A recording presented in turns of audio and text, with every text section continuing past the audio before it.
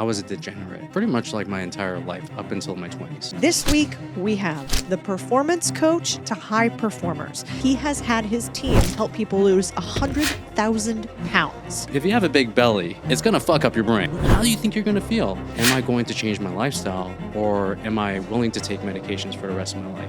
Red Ring is not going to like this podcast. Okay, so my whole thing about these trackers, It's a really good point, actually. there's no free lunch out there. If you are metabolically healthy, you are less likely to be controlled. You can have 1,000 problems in life until you have a health problem. What's gonna happen if you don't take care of yourself? Hi, this is Codie Sanchez. Welcome back to the Big Deal Podcast. This week, we have the performance coach to high performers. He is one of the top health and fitness coach in the country. For 20 years, he's been turning people who maybe have a lot of wealth but don't have the right kind of health completely around, to the fact that he has had his team help people lose 100,000 pounds. His name's Dan Go.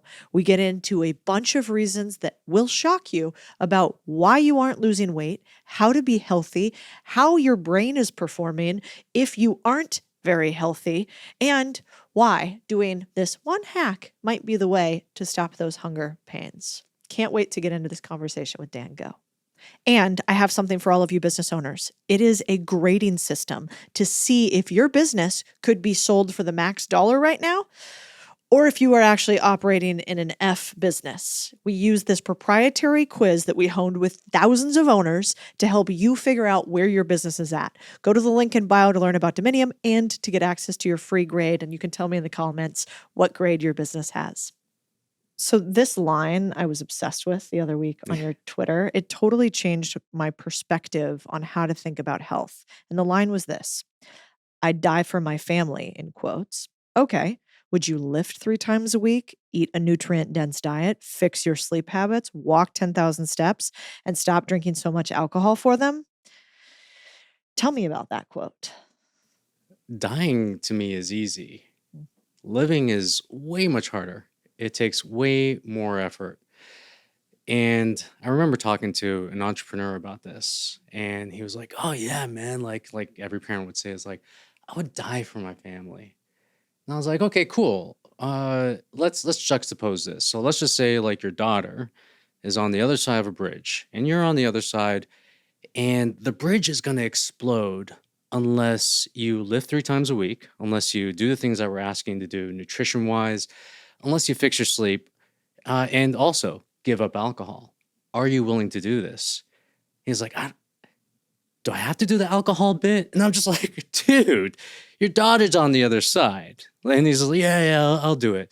And the thing to me is just the fact that it is so easy to say, "Oh yeah, I'll die for this, I'll die for that." But the effort of living, the effort of actually going to the gym 3 times a week, the effort of controlling the foods that go into your mouth, the effort of actually putting yourself to sleep every single day for 8 hours a day, that is much harder. That is way more effort than just saying I'm willing to take a bullet for someone. So I feel like a lot of people would be willing to die, but not a lot of people would be willing to live for their kids. It's actually fascinating. When did you first notice that?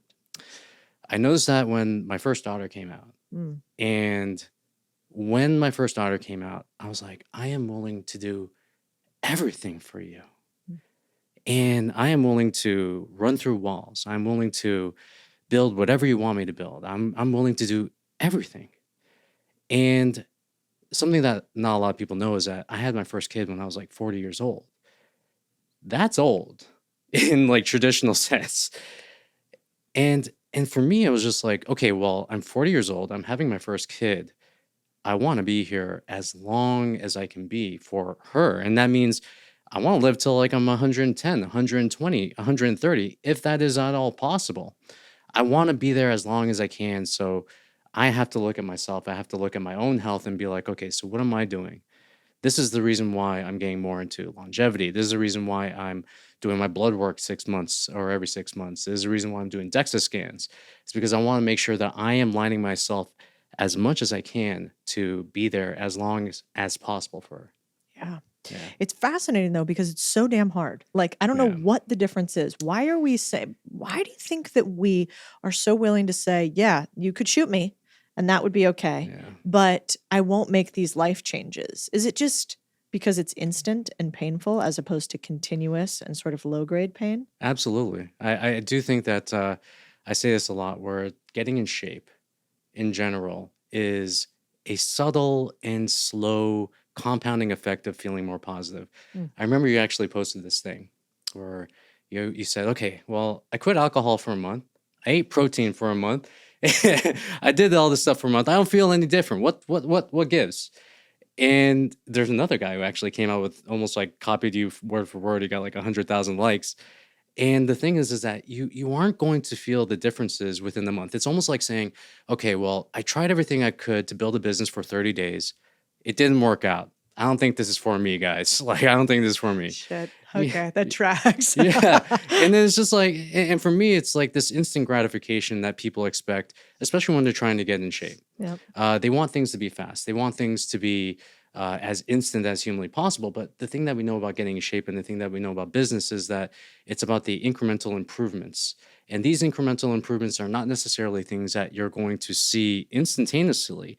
But if you have enough awareness over 90 days, over 6 months, and you actually track this stuff, you're going to see, oh, crap, I actually made pretty good decisions Mm. over 90 days. I actually was able to control my emotions over 90 days. I was able to wake up out of bed and actually like feel like I wanted to crush the day after 90 days. It takes a little bit more. And I remember I was talking to a client. We helped him drop 20 pounds, do all this kind of stuff. And then I asked him after 90 days, I was just like, okay, so tell me what's happening in your life. What's going on? Oh, dude, we just like crushed our record. We had a record breaking month. I'm having like the best time with my wife. Like we're doing it, all that kind of stuff. And I was like, well, do you understand that this is a reflection of like how you feel because you've dropped 20 pounds of fat off of your body? Mm. You're not carrying around this weight vest on you. And then he was just like, I never really thought about it like that. And no one does. Mm-mm. And even it goes the other way as well. Where getting out of shape is a slow burn. Mm. Oh gosh. And then you wake up one day, you actually like eat the junk food, you binge eat at night, or you drink enough times and it becomes a habit. And then that becomes your new normal. And you're like, oh, cool, this is what life is like. It goes both ways, and people don't realize it until they have to go through it long enough. It's true. The other quote that I love that you have is that the American diet was meant to put you in an American hospital for American health care so you can buy American pharma drugs. Yes, yes. The system sucks. And this is not just, I'm from Canada, and we have both the same system. We have free healthcare. Our healthcare is not even free. Mm. Like we have to wait maybe 6 months to get an MRI. I would almost like rather have private healthcare in that sense because American hospitals, they want to get your money, like they want it. And the thing that we're seeing right now with Maha and the things that we're seeing with RFK Jr. coming into play is the fact that it almost seems like a conspiracy, but it's not. Yeah. Food companies make foods that make you more addicted to the foods that you're eating. Pharma companies come in and they say, oh, cool, we have this thing that's going to help you mask the system, or mask the symptom. But what's going to happen is that you're going to have to take this for the rest of your life so you don't have to feel it. And the unfortunate thing is that everyone wants that. Most people want that. I remember I was talking to one of my sister-in-law. She has her parents. Her parents are frail as you know what. And I was just like, hey, I could give her like a workout program. I can help them go on their way. And she told me, it's like, no, she doesn't want to do that. She give her the pill. Just give me the pill. Make it go away. And then that's the mentality that a lot of people have. And unfortunately, what's going to happen is that there's going to come this precipice where you're going to have to take a medication if you've not taken care of your body. And then that's going to be a decision. Am I going to change my lifestyle, or am I willing to take medications for the rest of my life? Mm. And unfortunately, for the vast majority of people, they're like, all right, give me the medication. Give me the pill. Yeah. What's fascinating is all the stuff going on with Maha. I know you and I are both friends with a bunch of the same people. I think like they really took some bullets for us out there. Like Callie Means, some of the stuff that he's had to deal with is wild. But what I like about the stuff that you talk about is that you make it sound so simple. Mm. So like you have lots of things that you talk about from your, I don't know, how long have you been in fitness now? 18, 20 It's years? 20 years. 20 years. Yeah. So you've basically said in my 20 years of fitness, I can distill health down to these few things. What are they? This one is going to be one that not a lot of people will actually see as the most important thing, which is getting your data, tracking your data. I was having this conversation with one of my clients, and I was like, he's an entrepreneur like yourself. I was like, how often do you check your revenue? How often do you check your sales? Every day, bro, every day. Okay, cool. When's the last time that you stepped on the scale? And then like complete silence. And I'm just like, dude, how are you tracking the metrics that matter to you? And you're not even stepping on the scale and you're saying health is a priority. These two things don't make sense. So for me, you cannot improve what cannot be measured. So the first thing for me is going to be setting up some sort of dashboard. You have your surface level numbers, which are going to be your weight, your inches, your pictures. Then you have your deeper numbers, which are going to be your blood work. It's going to be your DEXA scans. It's going to be, for a guy, it's going to be your testosterone levels. And what we want to do is we want to get this dashboard to inform us whether or not we're on the right track or whether or not we're off track, just like a business. Yeah. I actually say there's so much correlation between a business and the body. So another thing is just, and this is not with the data thing, but I always ask entrepreneurs, okay, when a problem happens in your business, fire happens. What is your first thing that you're going to do? All right, we're going to find what the cause is. We're gonna figure out who's in charge of this, and we're gonna fix the cause right at the root. Okay, cool. Okay, so if you step on a scale and you're 5 pounds over and you did everything that you thought you were supposed to do, what is your reaction to that? And they're like, I panic. They're like, I get emotional. I'm like, this is not working. I can't do this anymore. Yeah. And it's just that they're so objective for their businesses, which is this external thing. But when it comes to the internal, they are not objective at all. They're quite emotional. So I like to get data because that makes me objective about what's happening with my business or what's happening with my body, so to speak. Where do you put all this data? Like, is there an app that can aggregate everything for you? Right now, we're working on it Oh, that at would this be very sick. moment. Yeah. So it's like what we're looking for is like weight trends. We're looking for inches. We're looking Yeah. for a place to put your blood work. We're looking for a place to put your DEXA scans. Right now, there's not anything that aggregates everything all at once, but we can have things that file things away. So even in my software, we can file away the DEXA, we can file away the blood work, we can file away the recommendations, we can have the actual dashboard in front of us, but we don't have anything right now that can give us this health dashboard. And that's one of the things that we're working on at this Yeah, because point. it's annoying. I mean, I have the Aura Ring, right? Yeah. So I'm now tracking like movement and steps Yeah. and sleep, etc. But then I got to go to MyFitnessPal or something to Yes. plug it all in, and then I got to Yes. go to like Ladder to do my workouts that I'm going to do. But I can't actually very easily input my numbers for how much weights I'm lifting every single. So at some Yeah. point, I'm pretty high functioning. You're like, Jesus fucking Christ! Like I have Yeah. to have 37 apps. And I already run a business, how come I got to do this other one? So it does that's feel the overwhelming. unfortunate part. Yeah. Yeah, that is an unfortunate part. How's the Aura Ring going for you right now? Actually, I'm loving it, Yeah. which is like, yeah, just like you said, what gets measured gets managed. And then also, I think where your attention flows, that's where your energy goes, like Tony Robbins says. And so the fact that I just know every single day, we also have the 8 sleep bed. So it pings me like, how'd you sleep last night? Which makes me want to look at the Aura Ring. And then I sort of gamify, okay, did I do the steps? Did I do the workout today? Yeah. And it becomes a habit, Yeah. How long have you had it for?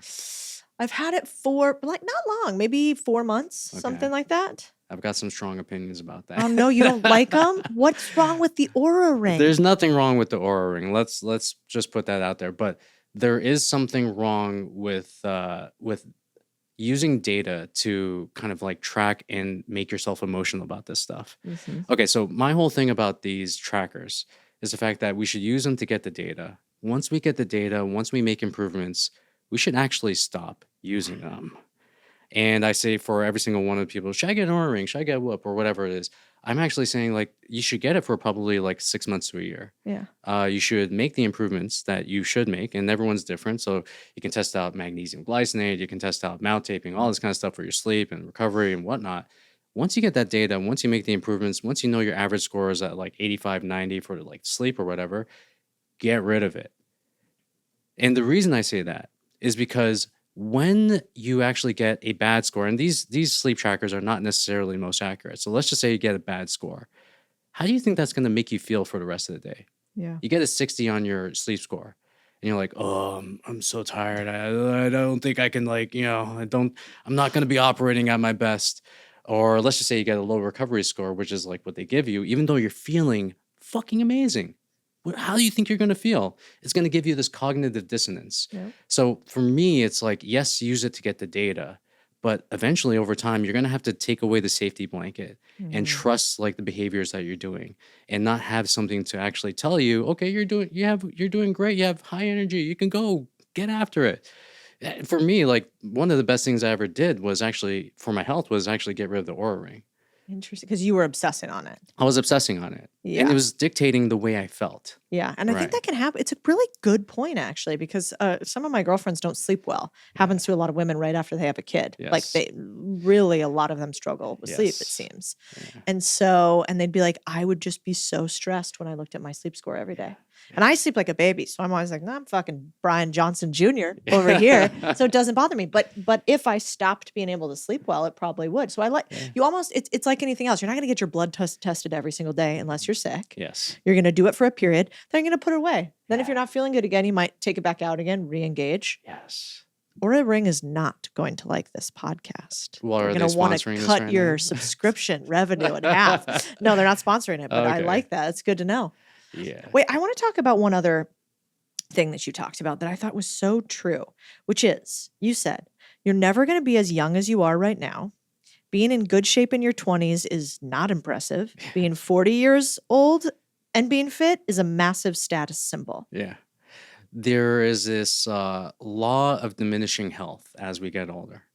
You're probably noticing it right now. If you don't mind me asking, like how old are you? Right? 38. Okay, so 38. You probably know some of your college girlfriends, seeing them grow over the years. There's only a very small percentage of them who are keeping themselves in tip-top shape, Yeah. who look like they looked like when they were in college. And the reason is because you have responsibilities. In college, there's one guy on my Twitter who's just like, yeah, man, I used to like drink and I was like in the best shape of my life in college. And I was like, yeah, because when you drank, you were dancing. You're moving all over the place. You're going from like campus to campus and you're like going out with your friends and you were just moving all the time. And obviously you had good hormone health at that point too. But as we get older, number one is we slow down. Number two is that we have more responsibilities. Let's just say we have like 2 kids. That's a lot to handle. And you're not getting as many steps as you would like handling a toddler, no matter what anyone says. And it's also stress. You feel more stress as you get older. Maybe because it's perception, or maybe it's because of the overall weight of everything that you have to handle, all the stuff that's on your shoulders. So what I say is like when you are in your 40s, and if you're able to keep yourself in shape in your 40s, way more impressive than your 20s, because not only are you dealing with responsibilities, you're dealing with hormone changes as well. And you're also dealing with the modern life that's just like slowing us down. Yeah. And just in general, it's like, hey, like you're supposed to be in your shape in your 20s, okay? Like, come on. I know that's Like, what I always tell them too. I'm like, yeah, just wait until you're my age. Like, yeah. I looked like that too. Okay. Yeah. Like, chill, bro. You're 20, okay? I know. Relax. I know. I do miss those days, actually. Yeah. You know, you told a story that was so beautiful, but also daunting to me about you were in your early 20s and you walked into your dad's house at 6 a.m. Yes. and you were super drunk. And then something happened that kind of changed your whole perspective on health. Yeah. Okay, so I was a degenerate pretty much like my entire life up until my 20s. Always a D student in school. When I got to high school dropout. Grade 9 or freshman year, I was in typewriting class or, keyboarding class. I remember that. I'm that old too. Oh Yeah. my gosh. Okay. The teacher had to talk to my mom and say, yo, your kid sucks. People don't know this.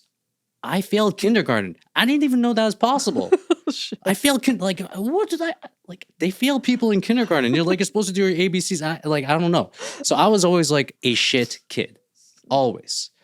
And there was one point in the time where I got really into raving. I got really into doing ecstasy, MDMA, all of the drugs, except for the ones that you put up your nose, because that was like the most dangerous one. I was like, I ain't gonna touch that stuff, right? And there was one time I came home at 6 a.m. and I just walked in, and then you walk in and you see your parent, and you're just like, and then like automatically in your brain, you're like, okay, I gotta play this off. I gotta act like I'm normal. That I'm just coming home from like Bible Mm. study or something like that. And I just looked in his face. I was like, hey, like, how's it going? And he went to me, he was just like, he looked at me with the most disappointed Asian father face that you can ever think of. And he's just like, I'm going to the gym. And he just walked past me, walked straight out, didn't say anything. And then that left an impression on me that I will never forget to this day. I actually still remember it vividly. And the reason why I remember that is because at that time, my dad was probably around like 30 pounds overweight at that point. And he was waking up at 6 a.m., hitting the gym. And guess what happened? 1 month later, my dad comes out. He's like the member of the month. He went to the gym like 30 days a week or whatever, or 30 days, like 30 days straight. They gave him like a free month pass. He actually gave it to my brother. And it was like, my brother's like, nah, I'm good. Here, give it to little Dan. Gave it to me, and I was just like, because of that impression I had of my dad, I was like, hey, maybe this gym thing can be a little bit cool. At worst, I will see hot women. At best, I will get myself in shape. So I ended up taking the gym pass, walking to the gym every single day. I was doing nothing at that time, like absolutely nothing, just playing video games, partying. But in the afternoons, I had a lot of time. So I went to the gym. And then lo and behold, maybe like 2 or 3 weeks into it, I end up putting on my pant, putting on my belt. And then I just like cinch it in like one more notch. And I'm just like, yo, this is nuts. If this happens with me not even like caring about my nutrition, like what happens if I go longer? And then that was like when you get results, that's when you become like just obsessed with the gym. And at that point in time, I didn't realize it, but I was changing my brain. Mm. So I wasn't even exercising. And then the time that I brought like exercise into my life, it was starting to just like change my thoughts. I was starting to go from being this negative dude, oh yeah, woe is me, to being like, hey, like I can pretty much like do things, I can take action. And it was almost like the, what do they call it? The entry level drug for Mhm. self-improvement for me. And then from there I never looked back. Pretty much like I ended up quitting a corporate job that I hated, started becoming a personal trainer because I was so into fitness, started to be obsessed about fat loss. And then all of this, like I got myself $15,000 out of debt, getting out of credit card debt, all that. Like it just was the lead domino to so many amazing things in my life. And I will never forget it. And I just blame my dad for it. He's the reason why I'm doing what I'm doing right now. It is weird to think about you as a non-positive guy. Like, I Yeah. almost do not have I can't imagine that frame for you, Yeah. just as long as I've been following you on the internet and we've been chatting back and forth. So that's pretty wild. Yeah. So when you were talking to, some of your clients and you've helped thousands of people lose more than 100,000 pounds Yeah. of fat, right, over the Hell yeah. last however many years, Hell yeah. um, is that the first, like, what's the first thing you tell somebody who is like, I am fat and I'm miserable and I don't know if I'm going to be able to do this? I will not even tell them anything. Mm. I will ask them why. That's the biggest question. Why is this happening? Mm. So I'll track back. So one of the things that we do inside of our practice, inside of our coaching practice, is we do this thing called the theory of constraints. This is something that we all know in business, and we want to find out what is the reason why you are doing this. What is the root cause? And I remember talking to one of my clients, and he was just like, he had a problem with binge eating at night specifically. And I was like, okay, cool. Like, why do you do that? I don't know. I just have cravings. I don't know why I do that. And to me, I'm just like, you have to like peel the onion a lot, Right. right? And there's always like a physiological reason and there's a psychological reason. So his physiological reason was he wasn't getting enough nutrients, wasn't eating breakfast, all this kind of stuff. But the psychological reason is the one that makes the actual constraint fixed. So we kept on asking him, why? Why? Kept on asking him. He's like, Dan, shut the fuck up. Like, I don't know. And I'm just like, just stay with me here for a second. What happened was he realized that when he was a kid, he actually had two sisters. When he was a kid, his mom put so much attention on his two sisters, neglected the fuck out of him. So for him, what he did was he went into the kitchen every single night. He had to cope with these feelings that he was going through. The only way he could cope was opening up the fridge and eating whatever was in the freezer, whatever was inside the fridge, and making that actually numb the thing that he was feeling. So I never tell people, this is what you should do. Oh, you should do that. I actually say, I want to get down to the root of why you behave the way that you behave. If we can actually just bring awareness around why you are the way that you are, awareness to me is the precursor of change. Mm. If you shine a light, then that's going to be the best disinfectant. So the next time he goes and binge eats at night and whatever it is, at least he knows why he's doing it, as opposed to most people who are just subconsciously just doing it because they're trying to numb something, right? So I'm always asking why. I'm never telling people what to do. That's wild. I've never thought about that. Yeah. So we almost start with the psychological. And then you can say, okay, it actually makes sense though, because it's not like this stuff is that complex. Like Yes. you have another one that I love that I remind myself of. It's like, all right, all of the information that I've learned about fitness can be distilled into this formula. Walk daily, drink water, be in nature, eat nutrient-dense foods, follow circadian rhythms, strength train 3 to 4x a week, get 7 to 8 hours of good sleep. Your brain and body will change for the better when you do this consistently. Not rocket science, really. No, it's not rocket science, but why are we not doing it? We know what to do, but why are we not doing it? And that to me is the psychological side. So we'll bring it back to, say, someone who's building a business. And I'm pretty sure you've talked to clients about this. You've also dealt with people who have, let's just call it like mental blocks. Yeah. Oh, yeah, like Codie, we're not getting enough leads in our business. Like, what's going on? And you're like, you should do this, this, and that, and this, and that.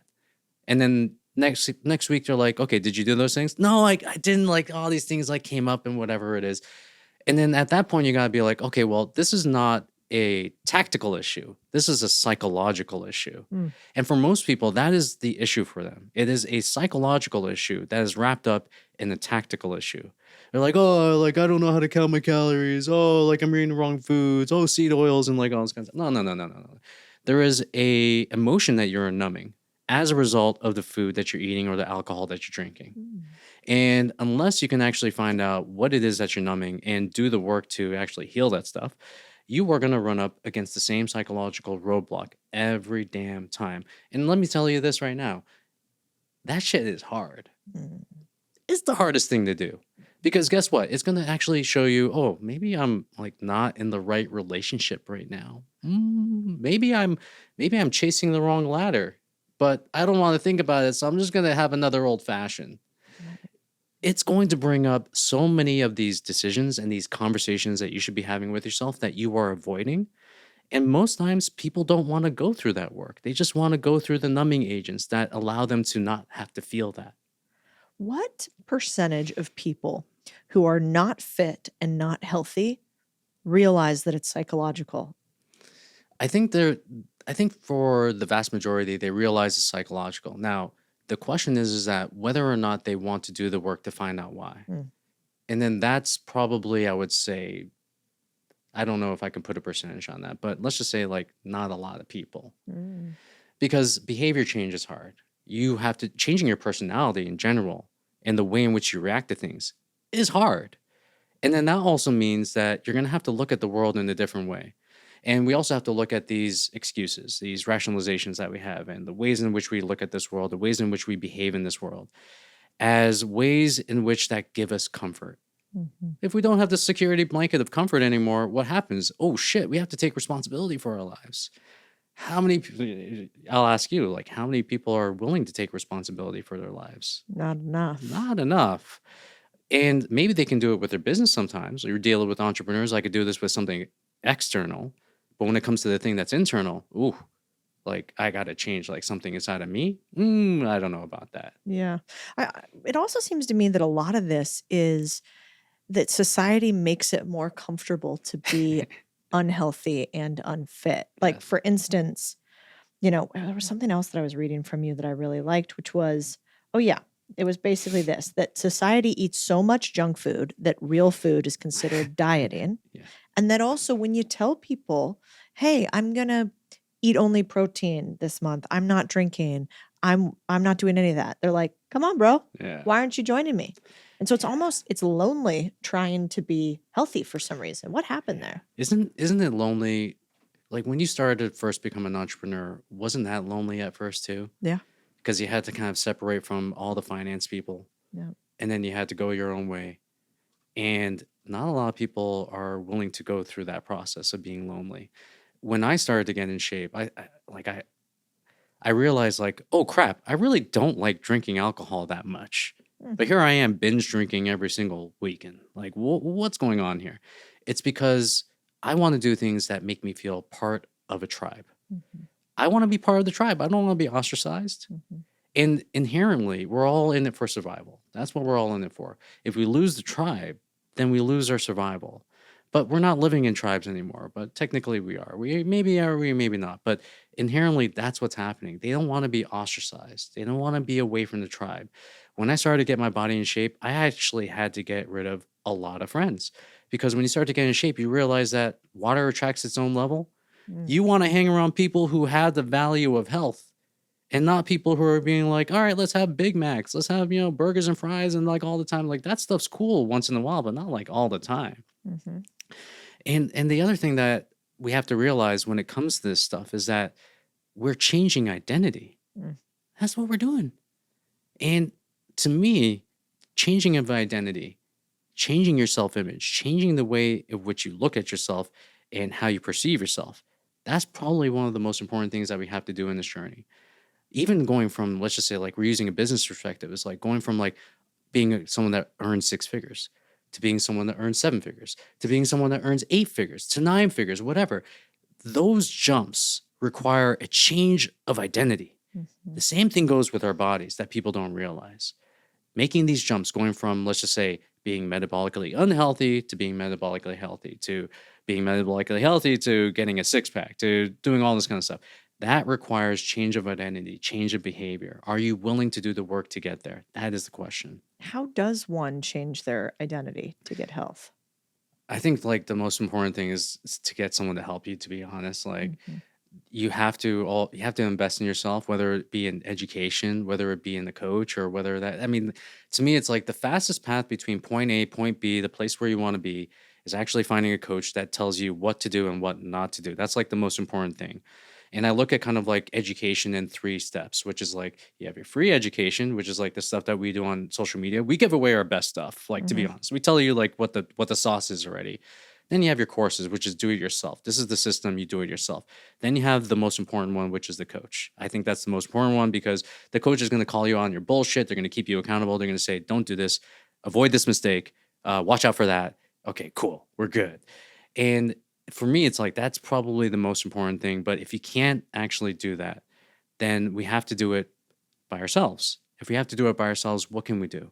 Well, number one is what we just talked about, theory of constraints. Okay, so I know I have to eat healthy. I know I have to work out. I know I have to sleep well, whatever. Okay, what is like the number one thing that I can work on right now that I will subordinate everything Mm. to just work on this thing? And the thing about theory of constraints is you subordinate everything, you work on that one thing, that one little habit that's just holding you back, whether it's binge eating at night, whether it's snacking, whether it's not working out, like whatever it is, you just focus on that one thing. And then what you have to do is you have to get support on it. You have to find out awareness around it. Why am I not doing this? What is the reason? Then you have to get support. Then you have to make sure that you just track that habit over and over and over until it becomes a part of your life. Mm. And then after you're done that, you go on to the next thing. The thing that people want is like this whole body transformation, get abs in 6 weeks or whatever it is. But the reality of the matter is that getting into the best health of your life is about incremental changes that you're making over the course of a year, 2 years, even sometimes like 3 years. And one thing that I always ask my clients, because a lot of clients just come to me, they want to lose weight. Cool. All right. And I'm just like, okay, cool. Like, hey, John, how long did it take you to gain this weight? And be like, yeah, ever since I started my business 5 years, I just like started gaining weight, and I just haven't like everything else in my life is great, but this part I just can't get a handle on. Cool. How long are you giving yourself to lose this weight? He's like, 6 weeks. I'm like, what? Like, dude. And so I have this mantra that I try to impart to my clients, is just like, as long as it takes. If it takes a year, cool. If it takes even like a year and a half, cool. But what you're doing is when you give yourself an elongated time horizon to do this, you're giving yourself the chance to make mistakes. You're giving yourself the chance to find out things that work for you. You're giving yourself the chance to fall on your face and to know what that looks like, to step on a scale and to see that, hey, I'm doing everything I can, but the weight's still going up. Like, what's happening? It gives yourself the ability to actually create that objectiveness around your body, as opposed to the emotionality that a lot of people bring to it. Yeah. What do you think are some, I hate to use the word hacks here. What's a better way to ask this question? Sometimes I think when you understand a framework can accelerate your path to success. Yes. Because you're like, all right, I see a highway that I can drive down. There's like this framework we've already existed on. If I drive on a highway, I go faster than if I drive on a back street. Like, we just know that this one moves faster than the other. Mhm. You have one framework, which I really liked, to determine if you're actually hungry or if you're eating for some other reason, Mhm. which was called the apple test. Yes. And hunger is like a huge thing, especially for people who are trying to get lean. It's like hunger's gonna pop up, right? Like, you can't do anything about it, especially if you're in a caloric deficit. So, but a lot of times, like, we have to understand there's like three levels of hunger. There's like hormonal hunger, which is like leptin, ghrelin. They're popping up and saying, "Hey, what's up? Like, I'm kind of like we're kind of fucked up right here, but we want to eat a little bit." And there is also the actual physiological hunger, which is like, hey, what's up, Dan? You haven't had a meal for like 12 hours. Like, you got to eat. And then you have what is called hedonic hunger, which is like, am I hungry because I'm bored, or am I hungry because I'm actually hungry? And then this is where the apple test comes in. So the thing about apples is that they're 68% water, they are nutrient dense, and not a lot. I'm going to say like the vast majority of people do not crave apples or eating apples whatsoever. So I say, eat the apple. See what happens. Wait 20 minutes. Keep yourself busy. Are you going to be hungry afterwards? If you're still hungry, then maybe you actually are hungry, right? If you're not hungry, then you just saved yourself maybe 500 to 1,000 calories of like eating whatever junk food that's around you. So I like to have protocols. For me, systems is everything. Like, if I'm running a successful business, I need to have systems. If I'm running a successful body, I need to have systems. And I think that the main thing that people are missing are these protocols and systems in their lives when these things pop up. How much of your clientele is starting to use things like Ozempic now? And do you like, and I use Ozempic because it's the easier word for everybody to For know, sure. but what do you think about Ozempic? Should we be using it? I think for people who are morbidly obese, absolutely. Just being morbidly obese and having way too much weight on your body, then you are going to benefit from not having that much weight on your body. For someone who has like 20 or 30 pounds to lose, who's kind of like looking at it as like this, hey, hack that I can use just to like help myself lose the 20 to 30 pounds, I'm going to say you should probably chill out a little bit and kind of give yourself a little bit more discernment, because the thing that we're realizing about these drugs is the fact that, hey, when you get off of it, guess what's going to happen to the hunger? It's going to come back. These are almost like forever drugs, so to speak. You're going to have to take them for pretty much, I would say, like the rest of your life. Also, the thing that we're realizing is that people are using this as like a hack to lose weight. They're actually burning off the thing that is the longevity organ of your body, which is muscle.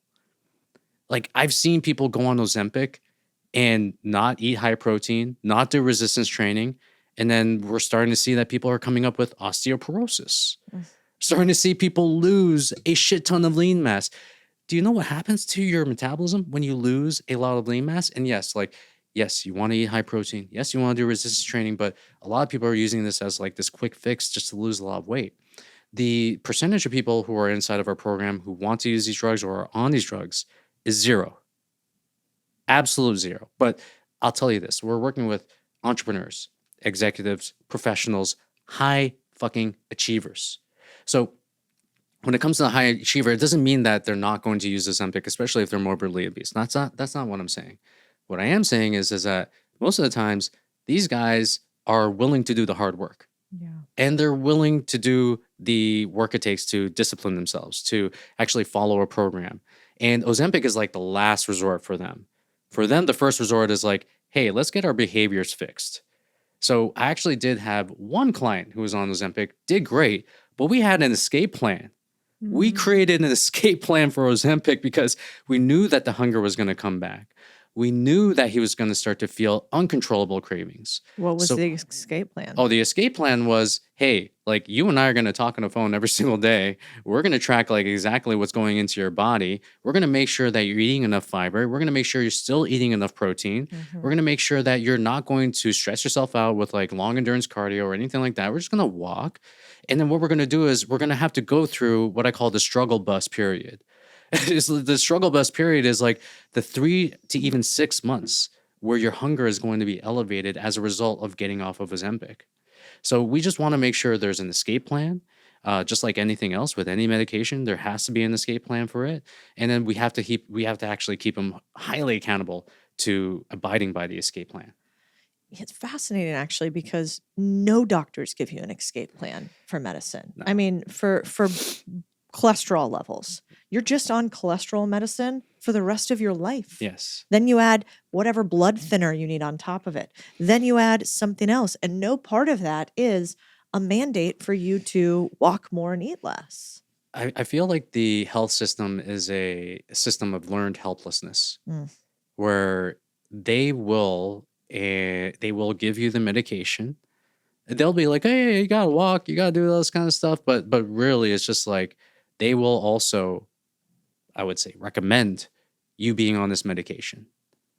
And I don't want to go through the whole like, oh, they're making money off it, they're not making money, whatever. The thing is that unfortunately people want this too. Mhm. That's what people want. They actually want the magic pill, Yep. and they're willing to deal with the side effects as a result of taking this pill. To me, there's no free lunch out there. Mhm. There's absolutely zero free lunch when it comes to any kind of medication, any kind of thing that you're putting into your body.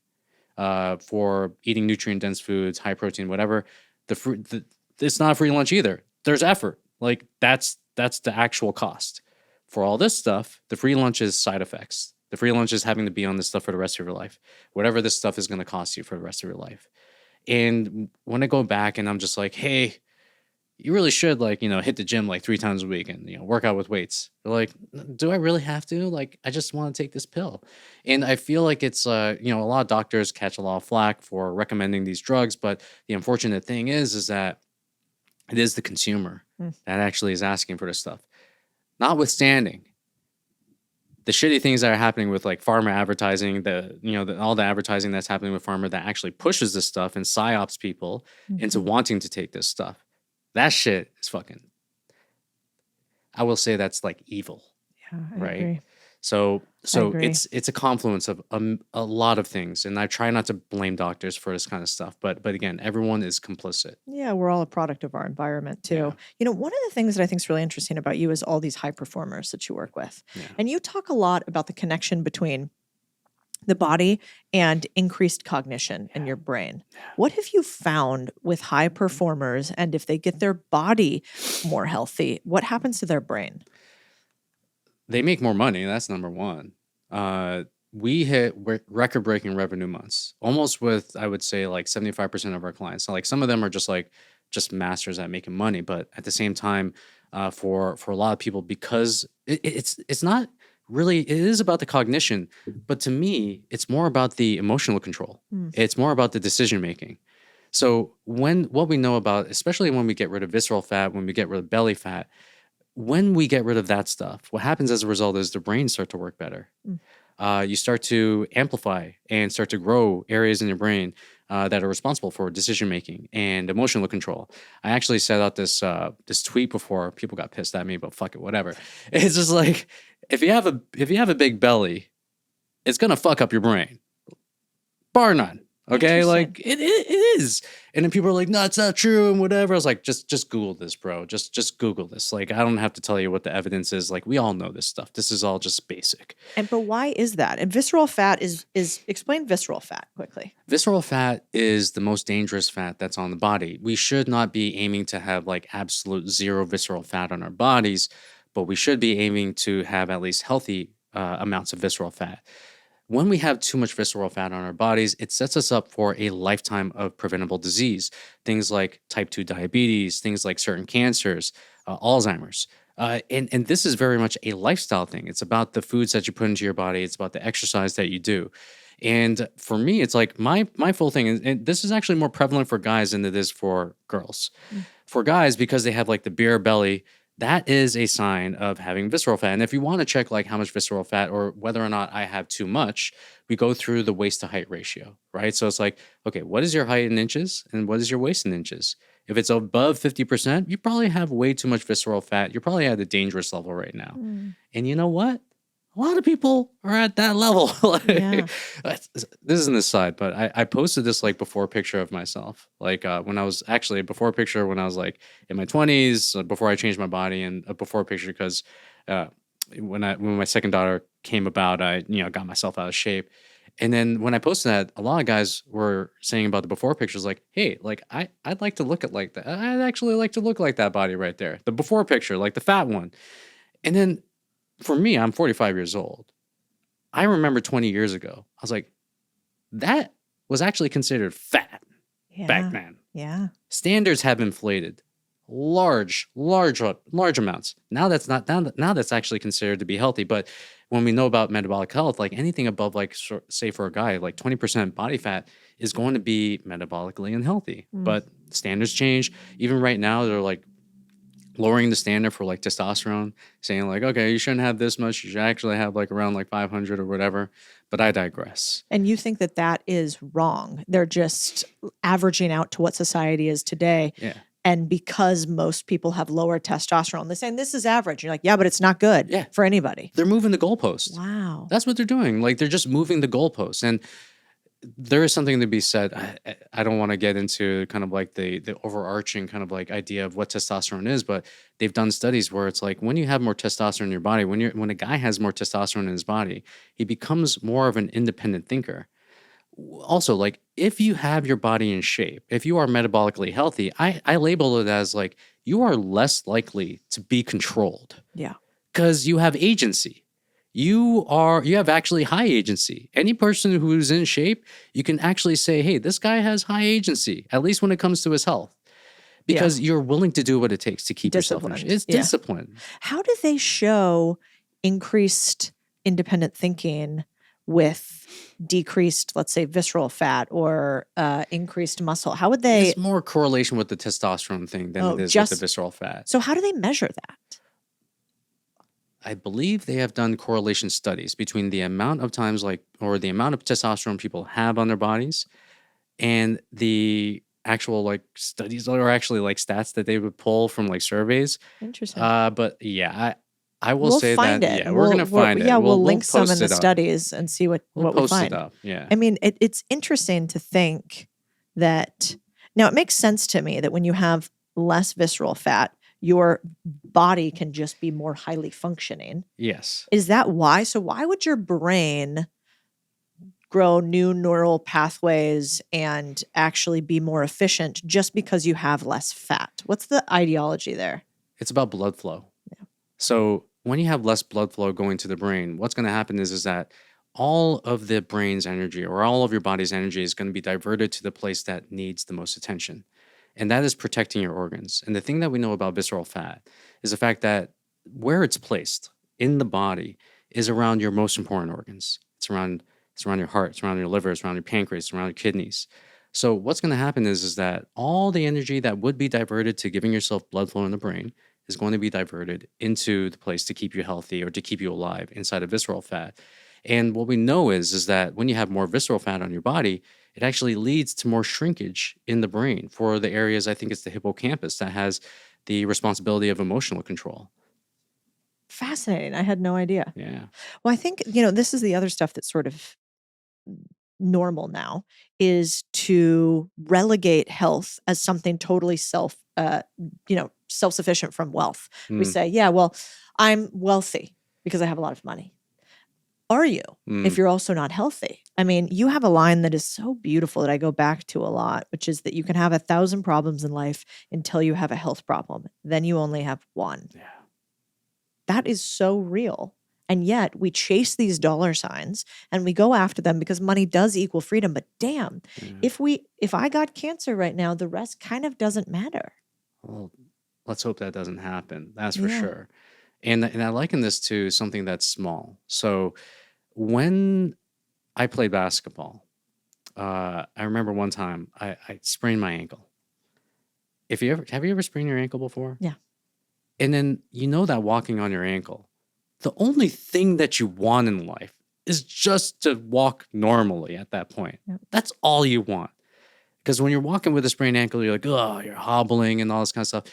And that's something small. Let's bring it to something that's a little bit bigger. Say something like cancer. That puts things into perspective. I remember when I was 24 years old and being a complete degenerate, we got this call from my dad. And he was like, we were in Toronto or we were in Ontario. He's like, you got to come to Niagara. Your mom's in the hospital. You got to come here quick because we don't know if she's going to make it. And we're like, what the fuck? Like, we thought our mom was the healthiest person on the planet.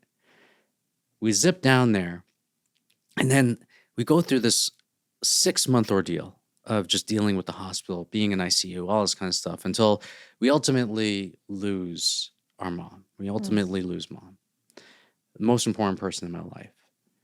And obviously, when you lose your mom, you're depressed, you're grieving. And I remember at that point in time, nothing else mattered. Mm. My friends didn't matter. How much money I would have made or all these like dreams and like of like whatever, it didn't fucking matter. The only thing that mattered was I wanted my mom to be back in my life. Mm. And let's like bring it to someone who's maybe a parent. What's going to happen if you don't take care of yourself? Okay, let's extrapolate this. So, number one, okay, like God forbid we get a disease. Then you're kind of making your family suffer as a result of the fact that you didn't take care of yourself when you could have. And then now they have to take care of you. And now you're being a burden to your family. Let's extrapolate this even further. Let's just say that you can hit the gym 3 times a week. You're just too lazy to do it. Okay, like when you're 80 years old, you're going to have your kids look after you. You're not going to be independent. They're going to be worrying about you all the freaking time, unless they're like going to throw you in the nursing home, which is even worse. Mhm. So my whole thing is, and I've said this before, where it's like part of the reason I get in shape is, and keeping my body shape is so I don't become a burden to my family. you know? Do you think that you can? Are there studies and data that says that if you are healthy, you have a decreased chance of having dementia? Absolutely. I mean, I can't pull those studies, right off the bat, but to me, there is the genetic component of having dementia or having Alzheimer's. And then there's also the epigenetic component where you have the ability to transform your genes through your lifestyle, through the foods that you eat, through the exercise that you do. A lot of people are like, "Oh yeah, like I'm stuck with this gene or I don't have like good genetics or whatever." But the thing is that you can actually change your genes through epigenetics, through kind of like your behaviors, through what you do right now. And the really cool thing that we're learning is that this can be generational. So let's just say like you're overweight, you get yourself in shape, and then you end up having a kid, and you end up kind of like kicking the can, 90 years old, whatever it is, like you're gone. You don't realize that you just passed down your in shape genes to that kid. You also don't realize that you left an imprint on how you took care of your body on that kid. So for me, it's like one of the greatest things that you can do for your kids is like lift the generational curse of not being in shape, of not having good, healthy behaviors. And the more that you can do that, the more that you're creating this kind of like family and this behavior of wealth inside of your family. You are setting up your generation. You're setting up your family for generations to come. Mm. It's fascinating. My grandparents right now are two of them have dementia. One is pretty late stage. Sorry to hear. Thank you. Yeah. It's really a terrible disease. Yeah. And so I've been spending more time with my family and them.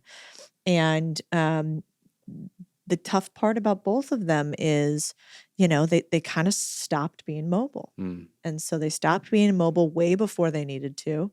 My grandmother got a knee surgery and really stopped being mobile after the knee surgery. They got kind of shut down during COVID, right? So then they stopped having interpersonal interaction. My grandfather got macular degeneration, so he stopped being able to see well, which meant he couldn't walk as much and go in his garden.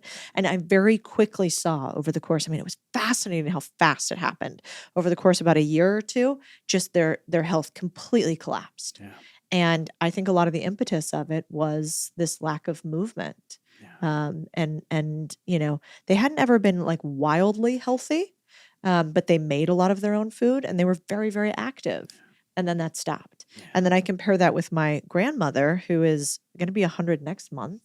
Yeah. And she motors. That woman played golf until she was 93, I think, and walks around, takes care of herself, does physical therapy, and is so sharp cognitively because of it. And it's like the tale of two families. Yeah. We can go to the left or we could go to the right. Yeah. And I see similar patterns actually in my parents. And so, my mom's super active now. She's gotten really into Pilates and working out. Nice. And my dad's side of the family, just not as much. And so watching that transcend to my brother versus how I am you're absolutely right. You carry a lineage that you are passing down to your children that you have the ability to affect the outcome on. And you have to ask yourself, am I not willing to only die for them, but might I live for them? 100%. And I'm sorry to hear about your grandparents. Thank you. Yeah. The thing that kind of strikes out to me a little bit is when you stop moving, that also makes you a little bit more morose and depressed. You start to have more negative thoughts too. And because you're just not moving your body. And to me, it's like the movement it's almost like there's this hamster that's inside of the wheel. And you have to keep the hamster moving. You have to keep the hamster moving all the time. And if you stop it, it is the old saying where it's like you lose it, or you use it, or you lose it. Mm-hmm. And for me, one of the things that I constantly remember is like I have a really close friend, and his grandparents lived until 99 and 100. What did they do every day? They walked 2 to 3 miles, no matter what the weather was. Yep. They cooked their own meals. I met my first actually, I met probably my second centenarian. So she was in Haleiwa in Hawaii, and sharp as a tack. And I asked her, I was like, "You're my second centenarian that I've ever met. Why? Like, what happened?" And then she was like, "I play tennis. I go out. I still drink margaritas. I still eat tacos, but I stay active. I keep my weight, pretty stable, and I have fun." And then she was like the happiest person I've ever met too. Yeah. Big smiles. So my whole thing is just like you have to constantly keep yourself in motion. No matter, because the whole thing about life right now is like, how can we make you as comfortable as humanly possible? That is true. To me, comfort is a drug. Yeah. That's the most addictive drug on the planet right now. It's like, how can we stop you from moving? Even this whole thing with like robotics and like all this stuff, like, how can we stop you from cleaning your home? How can we stop you from doing your dishes? How can we stop you from gardening? How can we make life easier for you? And my whole thing is like, you don't want life to be easy. Like, once life is actually easy for you, that's when all the shit hits the fan. Mm. That's when you see the slow degradation of the way in which you should have lived. Mm. So for me, it's like keep yourself in motion. Yes, there are ways to do it. You want to be lifting weights, obviously. You want to be eating a nutrient dense diet. You want to be focusing on your sleep. But give a fuck about your health. Yeah. Yeah. Are you still close friends with people who are really unhealthy? Am I still close? That's a very good question, actually. Yes, I am. And I have people on my team who are somewhat not as healthy or metabolically unhealthy. And for me, it's about the person. It's not necessarily about their behaviors. Yeah. Uh, but yes. Do you Yeah. think that being unhealthy or being fit is contagious? To a certain degree, yes. But will it be contagious for everybody? It depends on how much resistance that they're seeing inside themselves. Mm. Also depends like how sensitive they are as well. I remember I had a conversation with a guy who used to be my friend. And and for me, I'm actually of the mind of like, hey, if I'm a friend, I got to be straight up with you, right? And I hadn't seen this guy for probably like 3 to 5 years, or actually probably 3 years.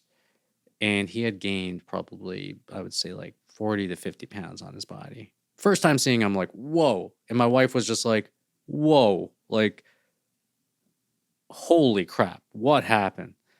So we're walking down the street one day, and I was like, yo, I, are we going to do something about this? Like, I'm willing to help. What do you need? And then he was just like, and then I just pretty much ran up against a brick wall. Dan, you don't know what I'm going through. You don't know what's happening in my life. And you don't know this and you don't know that. I'm just like I never asked that. I just want to know if you need help. And for a lot of people, they are stuck in this story of why they can't get in shape, of like why they can't do this stuff, of like why this is all happening to them. And for me, it's like me being like the guy that I am, it's like I almost like turned from like a type B to like a type A personality by just getting my body in shape and being like a hard driver, being so motivated. For me, it's almost like I don't know why people would not want to do this. Mhm. Because do you not want to have more energy? Do you not want to make more money? Do you not want to be more confident? And all it is that people have this story around the reasons why they can't get in shape. Mhm. And as long as you actually just still be stuck in that reason, then it's just not going to happen. Mm. Yeah, my dad always says you can't teach desire. Yeah. And so, but I do think to your point, you can stimulate somebody else to desire a thing that they truly want. And it sounds like that's what you do. It's by getting to that root and then saying, hey, are you aware that this idea is what's holding you back? And then they might have the desire to fix that. I would hope so. It depends on the person. Yeah. Can you tell right away if somebody will do the things that they need to do to change their health or not? Do you have like a 60-second gut reaction to it by now after Yeah, 20 years? definitely. Are we talking about someone that's like hiring me, or are we talking about Yeah. someone that's like Like, do you have questions that you go through that you're like, well, you're not going to make it. I can already tell. okay, there's actually a line that people use where I'm like, you're not going to make it. Mm. And the line that they use when they hire me is like, I'm going to be your best client ever. That's a red flag. That's the red flag. Wow. Because to me, and I'm like, cool, I would love for you to be my best client ever. I would love for you to have like a before and after. But what I've come to realize is that why you're doing it is probably the wrong reason. You're doing it for external validation. You're not doing it for an intrinsic motivation to get yourself healthy, to make yourself feel better, to become a better version of yourself. You're doing it, you're saying, I'm going to be your best client ever. I'm just like, oh, crap. That's like the death knell. I wish you hadn't said that to me. And then for me, I'll automatically be like, no. Like, do this for yourself. I don't care.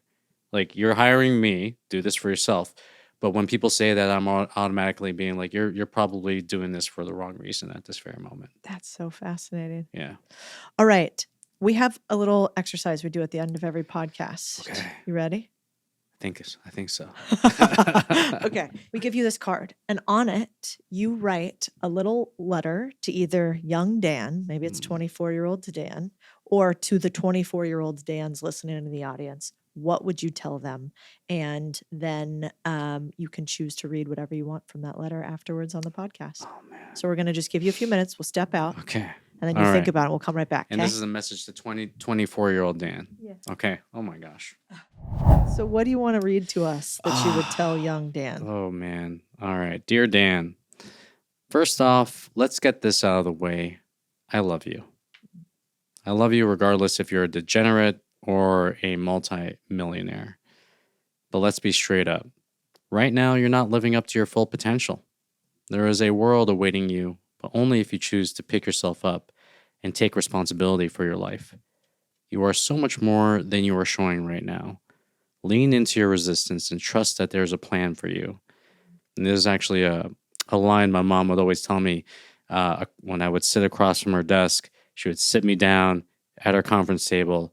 She would have this talk with me every single time I was fucking up. And then the line was, you can do anything you put your mind to. And it's time to show the world what you can do.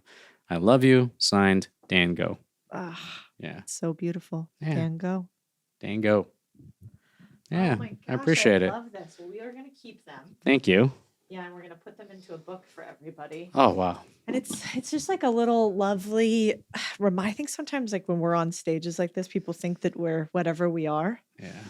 And even if we're giving advice or telling our stories, like we've been in all the highs and lows between all of us. We're all a mess. So I think it's really a beautiful thing to share.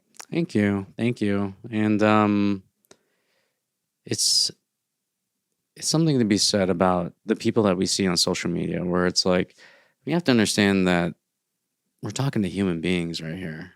100%. Yeah. He's super flawed.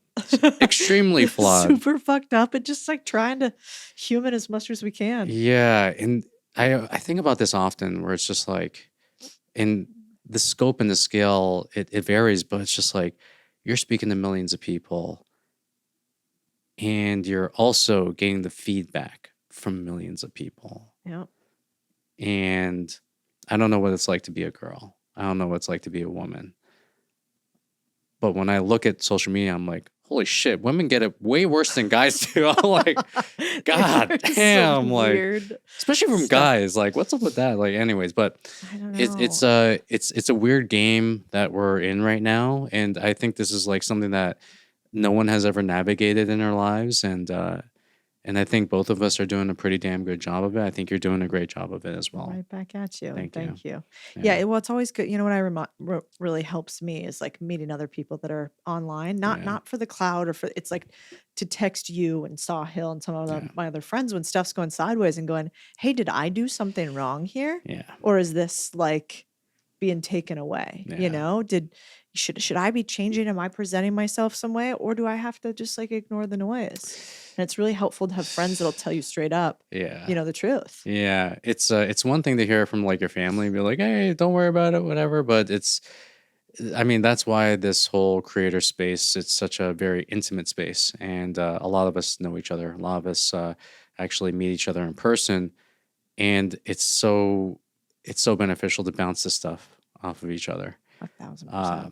And also with like, we were talking about some of the book stuff and the things I'm going through with that. It's just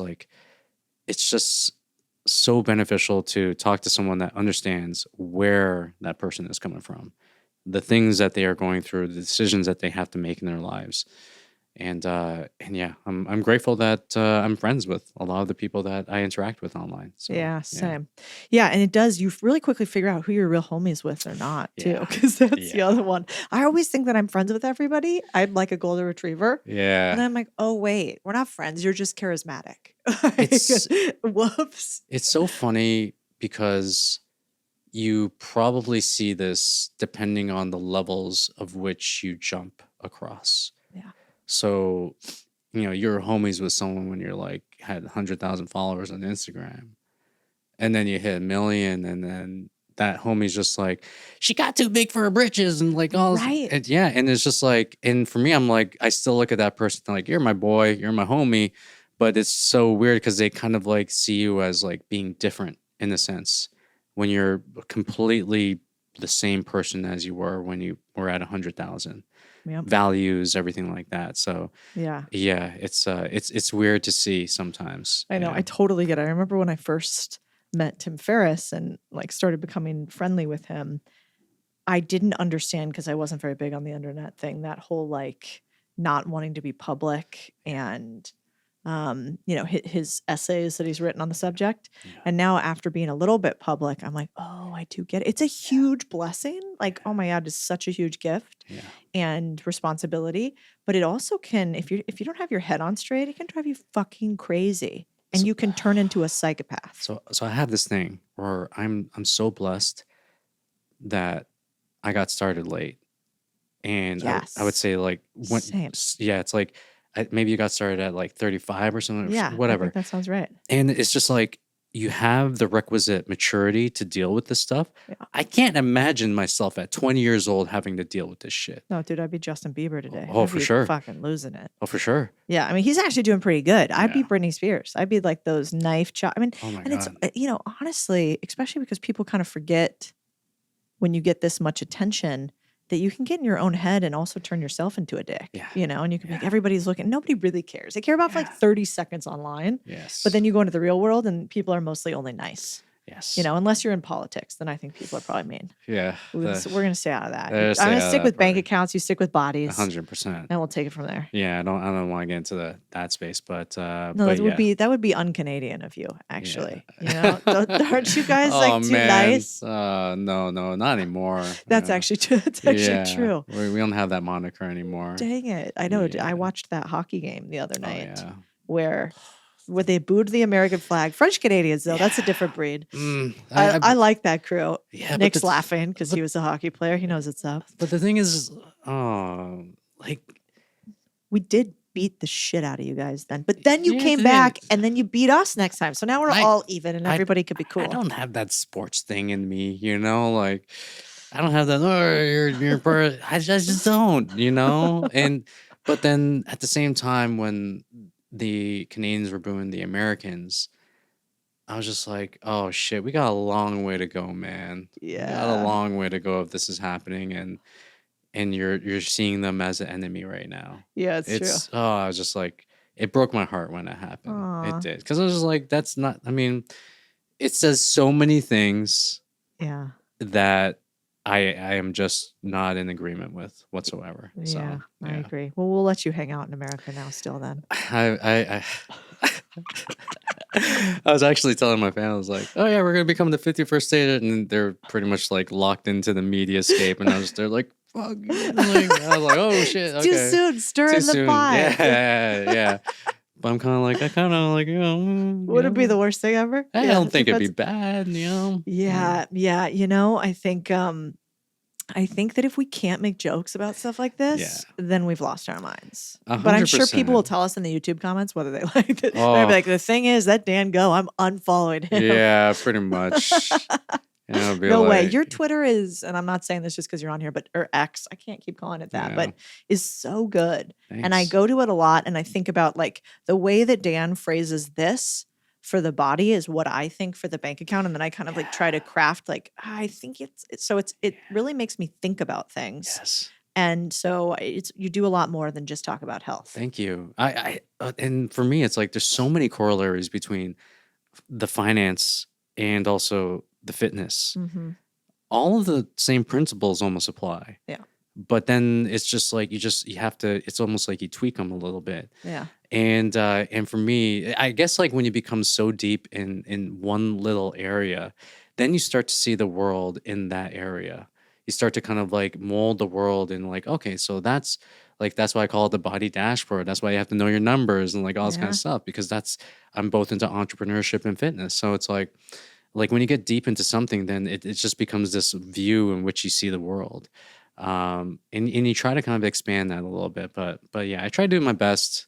I'm not perfect, but No, we'll see it's what good stuff, happens. man. Thank you Yeah. for all the inspiration. You're I the man. appreciate it. I Dan look up to Go- you, man. Oh. I look up to you. You Oh my really got a gosh. laundromat fetish? Is that what you No, follow along? I'm honestly like I do. I look at the way in which you present yourself. I look at the way in which you are actually dealing with conflict. Uh, Commendable, very commendable, because I've seen some shit and I'm just like, okay, cool. Like, she ignores and doesn't give this shit energy, right? Yeah. But at the same time, I look at the rocket ship that you're on, and I look at the way in which you are doing things, and it comes from a place where I really do think it's like coming from a place where it's like you have this like black belt knowledge. It's like the black belt like sensei knowledge, and then you're doing it in a way that's just so educating and entertaining. And I look at your content, I'm just like, okay, cool. Like this is it right here. So Yes. yeah. Nick, you hear that? Are we proud? Yes. He goes, Great double job. thumbs up. Great job. No, you guys are doing fantastic work. So Oh, you're yeah. the man. Dan Yeah. Go, thank you so much for having us. Dan Thank Go you. on all the socials. Yeah, Dango on all socials. Good talk. Yay. Yeah.